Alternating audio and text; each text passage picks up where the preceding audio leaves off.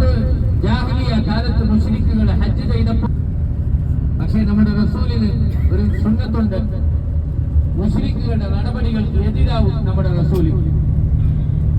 മുശ്രിക്കുകൾ ഹജ്ജിന് അറഫയിൽ പോയില്ല, പക്ഷേ മുസ്ലിമീങ്ങളുടെ ഹജ്ജില് അറഫയിൽ വന്നില്ലെങ്കിൽ ഹജ്ജില്ല. യഹൂദ വൻ നസ്വാറ, ജൂത ക്രിസ്ത്യാനികളോട് എതിരാവുന്നതിന്റെ ഭാഗമാണ്